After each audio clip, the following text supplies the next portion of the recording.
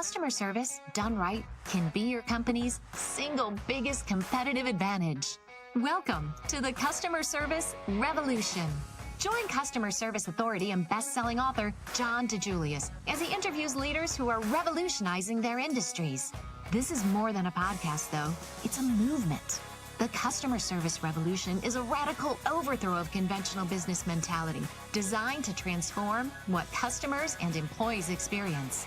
If you are a revolutionary customer service leader who's ready to stop competing on price and obsessed with building a brand that people cannot live without, this podcast is for you.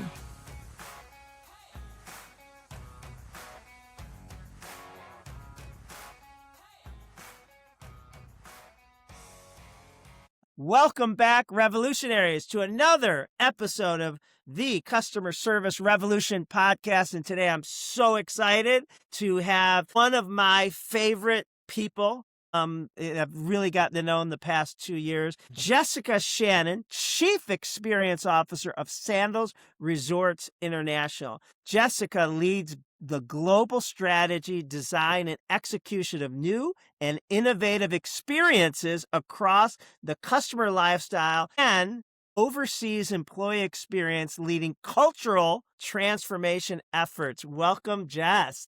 Hi, everyone. It's wonderful to be here. And John, it's wonderful to see you again. Where are you at for our listeners today? I am in sunny Montego Bay, Jamaica. That's your headquarters, correct? That is. This is our global headquarters. It's absolutely wonderful to be here. And I can complain to no one. Whenever anyone asks me if I'm at work, I say, well, yeah, I'm in Jamaica. I can't complain. Yeah. And Jess, I love working with you, and you inspire me. And I knew a little bit about your background, but not until I was preparing for this podcast. Shame on me, I didn't know you went to Harvard. You got your MBA from Harvard, and I know I don't remember that you worked. Well, tell our listeners your background pre Sandals. Sure. So I have to say, I grew up in northern Minnesota, so go Vikings. I'm very proud Minnesotan at heart. I like early on in my career, so flashback, I love Minnesota and I can't wait to go visit again in a few months' time. Early on, I will say two things are thematic across my career experience. One, which is service, and near and dear to my heart, and I know we'll talk about that. And two, which is the Caribbean, which is interesting. When I was in university, I recognized service was so important to me that I applied for and I was accepted into the Peace Corps. And so I lived for 2 years in Guyana, which is actually the head of the Caribbean community, and got really steeped and passionate about Caribbean culture at that point in time. But was able to.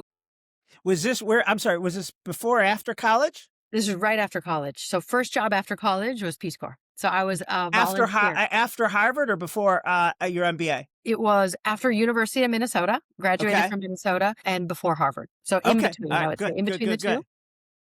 And I lived in Guyana for a couple of years, which was great. And they said, what do you want to do? I said, you know what? I'm going to be good karma. I will do anything you want and live anywhere you want. And they said, anywhere? I said, yes, that's where I can have the most impact.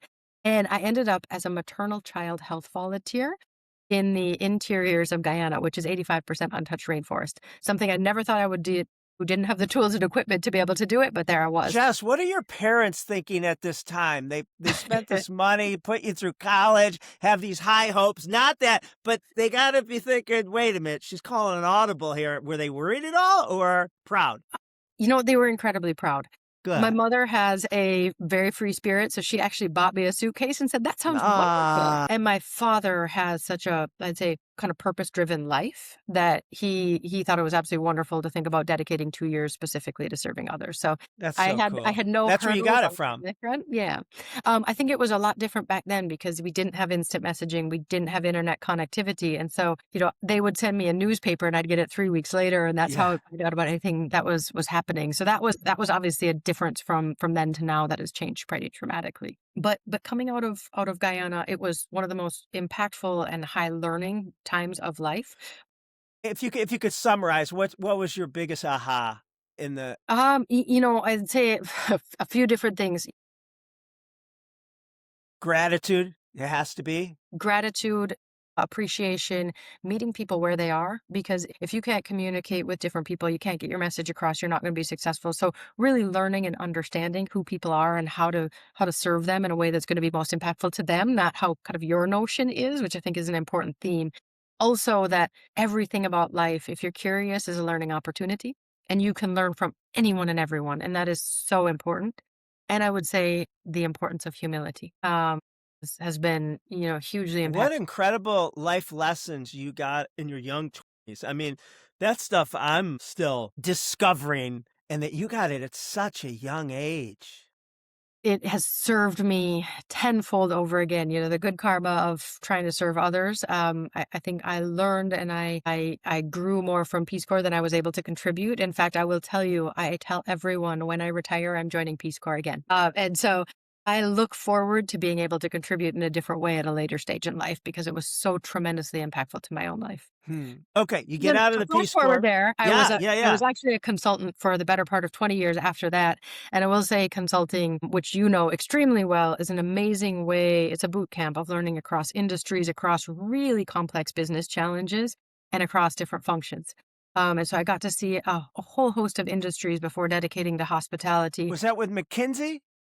BCG and PwC. Bain. BCG, Boston Consulting Oh, Group. that's right. That's right. Yep. I'm sorry. Yep. Okay. And then Price Waterhouse. Yes. And so I got to learn about every different industry, all sorts of different problems. It was actually one of my clients who was really insightful, told me something that I'll always remember, and I take it with me in the service DNA kind of elements that we've talked about. He said, one of the things you need to remember is everything in life comes down to sales or service as a business problem. And he said, and if your service isn't quality, if your service isn't good, your selling isn't sustainable. And I never forgot that because the funny thing about it was he was in internal audit. And you don't intuitively think of internal audit as a service function in the sense that they're not guest service facing. Yeah. He viewed everyone in the organization as his customer. And if he didn't provide a strong enough service, they weren't going to invite internal audit to come back. And he had that mindset and he instilled it to be very clearly. And I thought, well, that is a wonderful piece to think about when you're thinking about every business situation. So kind of in the later tenure in consulting, I actually ended up leading our Ebola crisis response and recovery efforts in West Africa. One of the most complex challenges, I think, pre-COVID that we had faced. And so flying in there, one of the things that we had to focus on was, if you think about who the customer is there, they were the communities that were being impacted and absolutely ravaged by the Ebola pandemic and crisis. And so we had to very quickly understand what that journey looks like to get healthcare workers, supplies into what they call the hot zones, how to engender the trust of the communities to allow people in. And so worked with West Africa. I was hubbed out of Ghana, but in Sierra Leone, in Guinea, in Liberia, to really work with the local teams to get healthcare workers into communities. And this is when you were working with who? Price Waterhouse, PwC. Wow. And so we're doing that. And then flash forward a couple of years later, I'm in Jamaica working on a number of projects and COVID hits. So the tourism community came to me and said, Jess, we understand you have some experience in global pandemics. I said, yes, I do. And they said, can we chat? And we ended up kind of looking at the exam question for Jamaica in a really interesting way. And it was a public-private partnership, but the tourism community knew we had 6 weeks, in May of 2020 to reopen our borders. And we had to do so in such a way that our guests felt safe and taken care of, but also having an enjoyable vacation.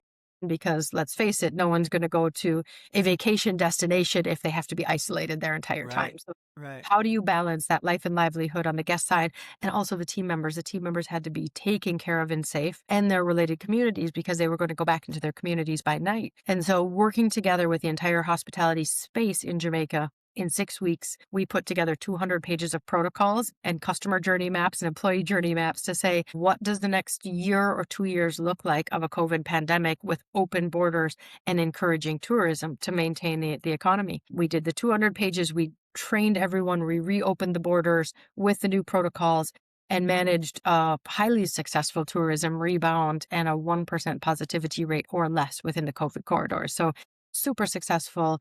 Adam Stewart, who's our executive chairman, an absolute visionary as well. He was a part of the working committee. And so he and I knew each other quite well through that, I'd say, battlefield experience. And just for clarification, Adam Stewart is the executive vice chairman. Is that the correct title? He's the executive chairman. Chairman of Sandals Resort. Sandals Resorts International. Right. So he oversees, and he's also, so his his father was the founder of the company. So Butch. Sandals is still a family-run business. So Yes. he's the son of the founder. So he has Yes. very much carried that continuity of family spirit forward within the business. But he and I were talking about it, and as we were recreating the future of tourism, because so much changed in the hospitality space post-COVID, that we were really reinventing the future at a national level. And he said, you know what? I think we need this type of role internal to the company. Can we talk about what that scope and what that could really be and look like? And so then we crafted the chief experience officer role, and I came on board at Sandals. Were you the first chief experience officer of Sandals Resorts? I was. And you know what I love? I wrote an article a couple years ago, and I know you know this. So for, let's say, from probably maybe late 2000s to probably to late, just before the pandemic, the chief experience officer, and some people use it as the customer experience officer, whatever Mhm. they called it, or chief customer officer, was the fastest growing C-suite position, at least in corporate America. Mhm. That's why we started the Customer Experience Executive Academy, which you sent Karima through, because, there's no undergraduate or really, masters. And so that kind of replaced it. But on the flip side, besides it being the fastest growing, it also was the first one cut when, shit hit the fan. And I don't think it was I think it was just because people didn't know how to create a position that was accountable, measurable. I don't think it was necessarily the employee, it was corporate America. And so I wrote an article that I saw the CXO position evolving to an ecosystem of experience, not just the customer experience. And that's why when I met you and saw that you are both over the customer and the team member experience, I'm like, that's what I was talking about, because it can't just be one. It can't just be one. No, it can't. And, I think you're perfectly right on the accountability. So one of the things that we did in that first year was spend time defining what the experience officer did and what they did not do. Yes, Because exactly. in one sense, CX is everyone's job, but then no one person is accountable for it, right? So Right. what does that role look like? And, it's not a replacement for operations. It's not a replacement for any other function. It is a distinct and unique function. So we carved out, I'd say 4 big verticals that help to drive value and serve in some ways as that intersection between strategy and operations, or brand and operations in some senses. So it's that connective tissue. But so we have a CX function, which is on the customer side, which is guest experience. And it is laser focused on continuous improvement of the guest experience. So stepping away from the day-to-day kind of churning of operations, what does that look like and how do we continuously improve it? We then similarly, but flip side of that, look at employee experience. And both of them, I should say, is the entire life cycle. So someone is looking at booking a vacation at Sandals all the way back to they're returning home and they are planning their next adventure. So it's cutting across all departments and looking at that entire customer journey from a cross-cutting standpoint. And the same with employees is hire to retire. So the entire journey, what does that look like and how do we I love continuously that. and Hire to relentlessly retire. hire to retire, hire to I retire? love that. How do we relentlessly and consistently stay focused on continuous improvement? So those 2 verticals. And then I think everyone probably has to have this function at this point in time. If they don't, is data analytics. And we call it integrated analytics because the world has so much data now and almost no insight. Because you look at data and you say, okay, well, our NPS is this. Well, our financial position is this. Well, our operational efficiency is this. And you look at all of these different data pieces. Our team member engagement score is this, but no one puts it all together to help solve the Rubik's Cube of a puzzle. And so we Yeah. said, let's have an integrated analytics function to help, let's say, systematize some of the changes, help guide some of the investments that we need to make. What is the insight? What is the information? What does the data tell us? So we have that piece. And then last but not least is product development. And so if we are looking at a new resort in the next 3 to 5 years, or we're looking at a new program that needs to happen now, we like to call them our Imagineers, but what does the Imagineering team think is the right next thing? What is the right master plan? How many restaurants do we need to have? What types of new water sport activities do we need to do? What types of surprise and delights should we be creating for our guests? And so we create the kind of master plans and the strategy and the vision for new properties, new products, new experiences.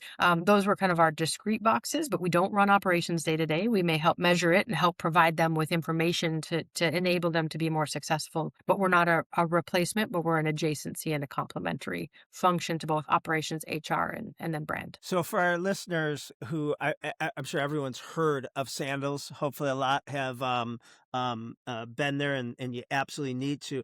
How many locations throughout the Caribbean does Sandals have? So Sandals is a team, I should say Sandals and Beaches, because we have two kind of distinct product lines, Sandals and Beaches. And so we are across the Caribbean. So we're focused on our Caribbean playground. And we have 20,000 team members focused on, across our locations. Our Sandals is an adults only all-inclusive vacation experience. And so it focuses on, we have dining experience, excursions, transportation, everything from beginning to the end of the experience is covered. We do have island inclusive as well. So we actually take guests off resort and to local restaurants or local experiences to make sure that they don't just experience the resort, but they experience the holistic destination. And then Beaches is our family-friendly proposition. I would say family-centric proposition. And that one is one that is small, but in heavy growth mode. So how many total locations as of April 2026? Yeah. 19? Is it 19? It's 19, but soon, I would say in the next 2 years, we have a number of locations in the pipeline looking at, I'm not sharing anything that's not public knowledge. We're looking at a new Beaches destination in the Bahamas, in Barbados, another in Jamaica, and one in St. Vincent. So, and we're kind of then on the Sandals side, we're doubling the size of our resorts at least 2 destinations in the coming 2 years. So. Yeah. And I've been, working with you guys the past 2 years, maybe 7 to 10. And I can't tell you which is my favorite. I mean, they are just, visually and experientially. One little side note we just helped create and launch so many things, a service DNA, and we're going to get to it, but you just made me think of it with Price Waterhouse. The day in the life of a Sandals Beaches customer, which is, for our listeners, all our clients do it. It's so important to, get your team members to understand, right? And so this is 17 years ago is where I first came up with it. This whole concept. I was working for Price Waterhouse, okay? Going into Price Waterhouse, this is what I'm expecting. I don't know why, but I'm like, all right, I'm going to be, go to work with these accountants. And I thought they're all going to be 50, 60-year-old men who, that's just what I was expecting. And when I went in, I'm working, they're all recent college graduates who, right or wrong, there's nothing wrong about it, but their customer are CEOs, CFOs of publicly traded companies on Wall Street who are 50, 60, and 70-year-old, probably mostly men. And they have no idea what it's like to be a CFO, CEO of a publicly traded company, let alone what it's like to be a 55-plus man or woman. And so when I was realizing this, I'm like, oh my God, we need to create a day in the life of, so these 25-year-old recent college graduates who, no fault of their own, could better understand the pressures of Wall Street and shareholders and performance, and let alone raising kids, grandparents, all those things. That's where it came. So Sandals has always been a brand, I believe, very focused on a great customer experience. They seem to have really doubled down in the past couple years. Why? What was it? Competition? Was it made them double down? I know the Stewarts were always, built their company on a great experience. No, and I appreciate you saying that. Our founder was laser focused on guest experience, but also the team members and their communities. Our kind of ethos on the team member side from the beginning is you hire for attitude and you train for skill. So Adam actually founded the Sandals Corporate University to say everyone can start here with no education and end up with a college degree, because we believe in unleashing the superpower of people, so to say. But I will completely acknowledge and agree with you. We have doubled down and become laser focused on it. And I think a couple of things happen. One, the business is growing. The business is growing by leaps and bounds and dramatically. And Adam has coined a phrase which many people have heard about, Sandals 2.0. And what that means, you do have to define exactly what that means, because when you're a business and you're running 2 or 3 destinations, intuition and sheer grit can help to infuse a service culture. When you start expanding and you're doubling and you're tripling in size, you have to be much more intentional and much more systematic about things. And so part of it is the growth and making sure that we don't lose what is so important to us. I think the second thing would be the post-COVID world did shift a lot of things, right? Guest expectations are very different in a post-COVID world. Our customers expect a different experience than they did 5 years ago, 10 years ago. And social media dictates different experiences than it did, because now they can look and they can see what's happening anywhere else in the world relative to Sandals. And so I think those two things were certainly catalysts. Adam has been a sheer visionary in terms of what does Sandals 2.0 look like and helping to codify that. And he has always had a human-centric point of view. And so kind of, well, we can look at all the data in the world, but what does that heart and mind look like has been kind of front and center from him and his philosophy. And so it is the market changing and pivoting and adjusting. It is our size and our scale growing and making sure that we retain that. So 2.0 for us really is looking at what is the best of our core that we need to keep and we need to institutionalize, we need to codify. But then how do we reinvent different things to make sure that we're taking the best of what exists and the best of what our potential is and putting those two things together into service? And I do, John, I have to give you a shameless plug. Our service DNA journey with you, as we recognize this and as we looked at it and as we saw turnover and making sure that there was a consistency in our service, we turned to you and we looked at a variety of different firms and different teams and different partners, and we just gravitated to you right away for what you had done and what you could do and the sheer passion for which you had. And we have been so fortunate and so grateful that we have been a partner with you on this journey. We'll talk about some of the things that we're looking to do in the next 6 months, 9 months, 12 months, and some of the things we have done, but we wouldn't have been here without you and without the power of teamwork. So a huge thank you. Well, thank you. Thank you. And what I always say is no one bad calls us. Spirit Airlines isn't, calling us. You guys were already so good. And, but it's mind-boggling. I mean, 20,000 team members, 19 properties. I just posted a quote or a quick video reel yesterday that got so much likes. I always say nothing will ruin your customer experience faster than rapid growth, and it's so true. And my businesses are tiny compared to 20,000 team members and almost 20 properties. But I remember back when we started and we needed a receptionist or whatever, we'd interview 20 people to find the perfect person. Now you fast forward 5, 10, 15 years and we need to hire 10, 15, 20. Let's say we need to hire 20 employees. We're probably we did interview 25. And the only reason why we interviewed 25 was because 5 of them didn't want the job. And, all of a sudden you wake up one day and you're like, who are these people? And they don't have the same, and we didn't have, we were compromising and making excuses. So, I mean, it's so hard. I compare it to, and again, it's nothing like what you have to deal with, churning a yacht in a bathtub.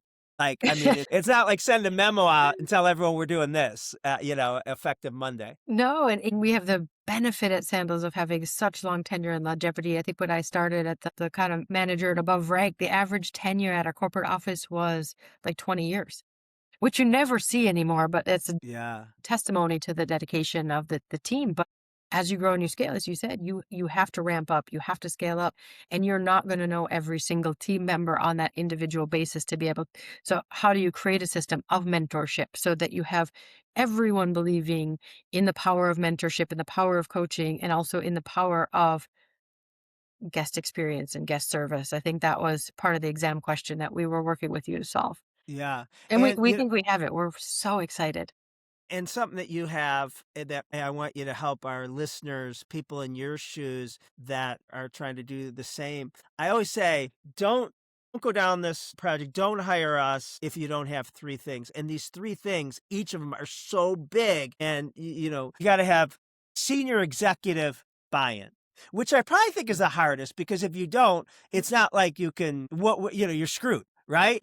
And so, Adam and Stephen and yourself. I mean, if you don't have that, so that's one. The next one is the right project lead and kind of steering committee to that person that's going to champion it, that has the bandwidth, that it's not going to change from week to week. Where did Karima go?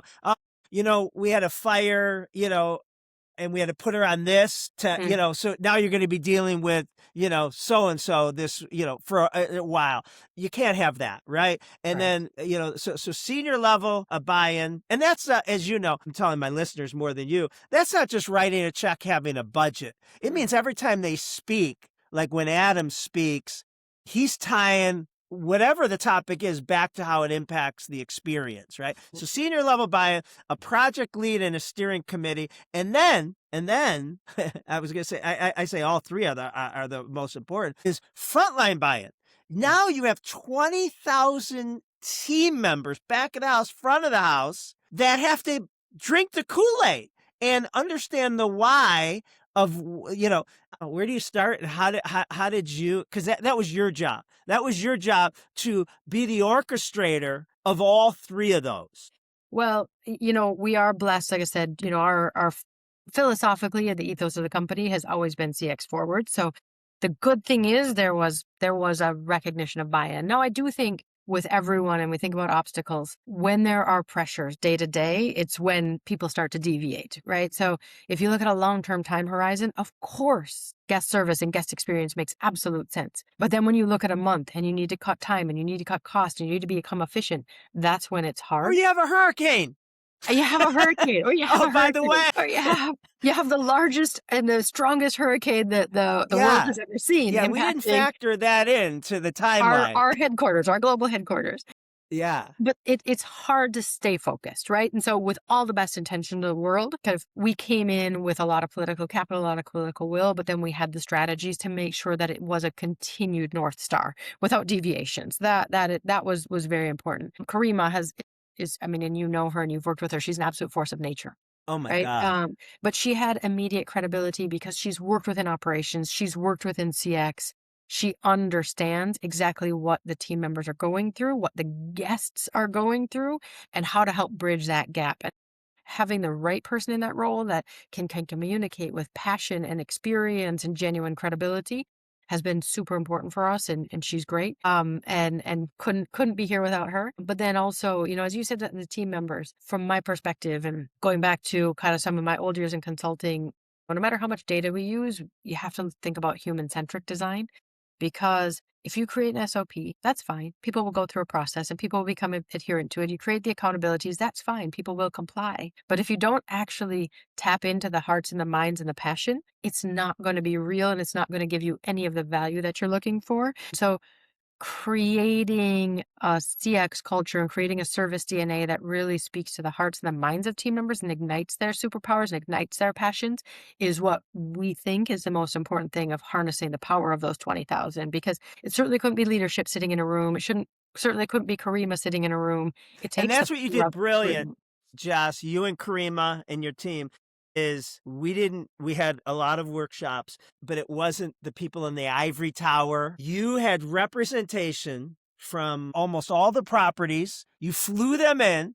And you're talking frontline, valet, people that work on the phones, food and beverage, frontline, non-management leadership titles in that room, which was so brilliant because it was created by them for them. It was, and I would say it was great in a couple of different ways. One, you broke down barriers and broke down silos, because so many different things, you're stepping apart from Sandals and looking at industry, so many different, let's say, service failures come from a gap between departments. So one department is responsible for one element, one another, but what happens in the cracks in between? And so this really thought about that entire journey, breaking down those barriers and talking really truly about where the secret sauce is, where the pain points were, which was great. In different roles that people were on that front line. But it also, we allowed our general managers to help select the team members who would be most appropriate for this, because change shouldn't happen to someone, it should happen with them, right? And that is, for me, a secret ingredient to success, is making sure that change is happening with people. So having the right team members that were representative across the departments and across levels of seniority were important, but also allowing the general managers to say, here are the right people to have at that table who are really going to help kind of be those super connectors within our various departments was important to us. As you said, we actually we had a few general managers sprinkled in and out there across tenure, but we intentionally didn't have leadership sitting in a room throughout all of the workshops. because people needed to be able to speak freely and creatively and not feel nervous and not feel intimidated by a back row of people thinking about it and looking at them. So Yeah. they were free to be creative and passionate and discuss and debate and really help co-create our new service statement, our pillars, our always and nevers, steeped in their experiences across their functions, across their destinations, across their levels of experience. And I think that is what was so powerful, is it really is now a service statement that is aligned with our brand, but is something that is going to be expressed through them because it's something they created and believed in. The other thing that I think was unique and important for us is this is internal and external customers. So this is a philosophy that is governing how we treat our guests, but also how we treat one another as team members. Which is why, correct me if I'm wrong, we didn't call it, guest experience, because that would only signal external. Correct. We called it customer, which included team members, vendors, third party, anyone you come in contact with if you're representing the Sandal brand. That's exactly right. And you talked about the day in the life video, and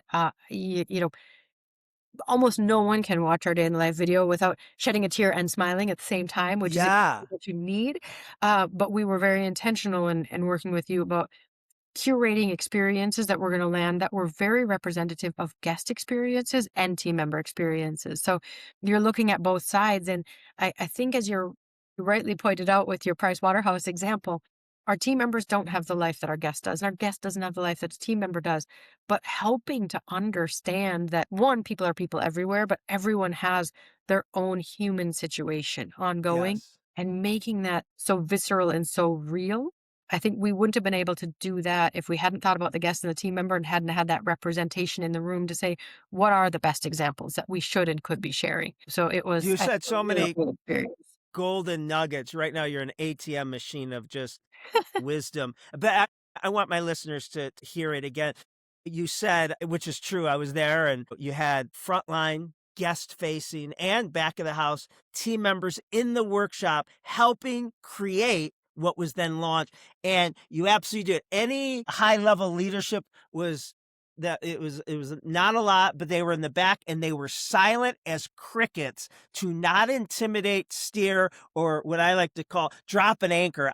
Someone told me I do that and I didn't realize. They say, I'll be in a meeting and I'll say, hey, we have a problem, guys. What I think we should do is this, but you tell me. And then they say, you're dropping an anchor. And I'm like, what do you mean? They're like, they're all going to agree with you. They're and I'm like, oh my God. So bite your tongue and let them come up with it. And, if you want to add at the end. And so that was so important. And the other thing you said that I love is SOPs versus meaningful moments. And you got to have both. Right? Yeah. But an employee, a team member of any of our businesses doesn't go home at night and say, honey, or mom and dad, you wouldn't believe that I was 20 for 20 today on getting the credit card when I checked them in and verifying their driver's license. That doesn't, give me a bounce in my step and feel, creating Caribbean moments and defining what that could be. And all those things that not only does it help the guest who's paying a lot of money for this trip, but it gives them meaning in their job. Well, and thinking about creating Caribbean moments, it also gives our team members a sense of pride, because 98% of our team members are Caribbean nationals. Yeah. And so helping to create a moment that is authentic to their lived experience is something that everyone can anchor around. I think in the olden days, so to take 20 years ago, an all-inclusive resort vacation destination, guests could come to Jamaica, but they weren't going to Italy. They weren't going to France. They weren't going to Holland. And so we would bring the best of the world into the destination to say, you can come to Jamaica and you can get an experience of the entire universe.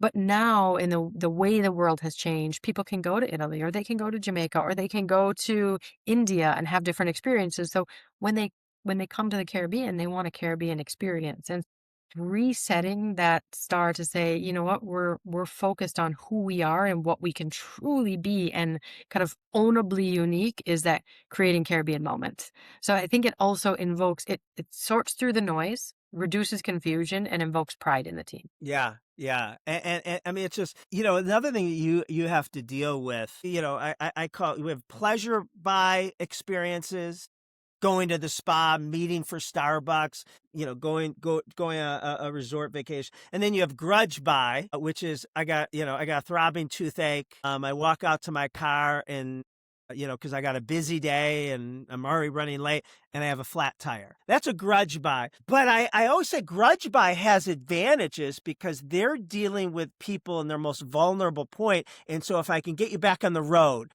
if a dentist can, get the pain gone and you whole sooner than you thought, there's something there. But a pleasure buy is hard to, if I've heard about Disney. Disney's the greatest place. I'm finally going to Disney. I'm expecting perfection. I'm going to, Barbados or Turks and Caicos and to a beaches or a Barbados, and I'm expecting, just perfection. And, to be perfect, I don't even know how many hours in a week is, to be perfect in 24 hours. Not one thing when you have 20 different business units all under the same roof, from dining to, is so hard to do. You hit the nail on the head in that when it's a grudge buy or when someone's in crisis or when someone's in need, I mean, laughingly, there's nowhere to go but up, right? Right, Like right. You're helping them solve a problem. So there's nowhere you can go but up unless you absolutely fail at your job. Yes. But in our world, and we are very fortunate in that our guests typically book 12 to 18 months in advance. But that means they have 12 to 18 months to build expectation of what this is going to be. Yes. It's like a wedding, 12 to 18 months out, you start planning. And so our guests are planning, they're dreaming, and they're looking at and their every lives. time something goes wrong at home, I get a flat tire or I lose a client, the one thing I'm thinking in my back head, at least in 2 weeks, I have my Sandals vacation, which is just setting it up higher because I got to get away from this stress. Exactly. And so if you don't deliver on that emotionally, you can't be perfect. Like what we do, emotionally is we create lifetime memories, right? Like those experiences are meant to be lifetime memories. And we have an imperative in a positive way and a desire to make those the best memories they could possibly be. But I think you're exactly right. You cannot be perfect. Like on a 7-day, a 14-day vacation, there are going to be hiccups along the way. And the important thing is, how do you recover that? And how do you recover that in a way that's going to be filled with surprise and delights? If a guest is frustrated and you don't recover kind of in that immediate term, the cost of recovery becomes exponentially greater, both financially and reputationally. And guess what? You've also ruined that lifelong memory aspiration that you had. So that real-time service recovery is an area that we are and will continue to be laser focused on. Well, working with you guys, and right now we're in this part of this zero risk service recovery of our project. It made me realize that, Sandals is, and every business is, regardless of what industry they're in, they do have grudge buys because if I'm upset as a customer, now it's kind of a grudge buy situation. I have to complain. Can I see the manager? Can I see, why did this happen? Blah, blah, blah. And then, but you guys do such a good job and you're training your employees. It's called the service recovery paradox that if my expectations are met, I may or may not be loyal. I always say this to my team members. The greatest customer loyalty strategy is screw up first. Now I'm kidding, but we've all had experiences where someone's dropped the ball and we're like, and then they make it right. And I'm 10 times more loyal than had they not dropped the ball at all. So I just want people to see when we drop the ball or we screw up, that's an opportunity to own it and to own that customer for life. Absolutely. The best customer is the returning customer, right? And so if you can't create that loyalty, I mean, if someone leaves, they may not require a refund, but they're just not coming back. It's like if they're not happy with what you did or how you recovered, they're the silent quitters. They just don't come back, and that's how you know. And so they may be doing brand terrorism back at home or on Facebook or whatever that, all the marketing isn't going to fix. Well, and it's funny you say that. There was a survey that was done of all leisure travelers back in December of 2025, so very recent. And one of the things that was still mentioned in the world of social media and being able to see everything that everyone is experiencing, still in all, the number one way that people select vacations are recommendations from friends and family. Yeah. Yeah. And so to your point about that terrorism, it is real, and it is one of the number one drivers or influencers of both returning business, but also new business. So Jess, we just recently, I think it was early March, the launch. I think it was Mid. March, where we launched your customer experience action statement, your pillars, your day in the life, which was so cool. I cried, and I'd seen it evolve, and your nevers and always, and your non-negotiables. We launched it there. But as you know, more than anything, and the launch was great. The launch was as good as any. The things you rolled out was as good as any.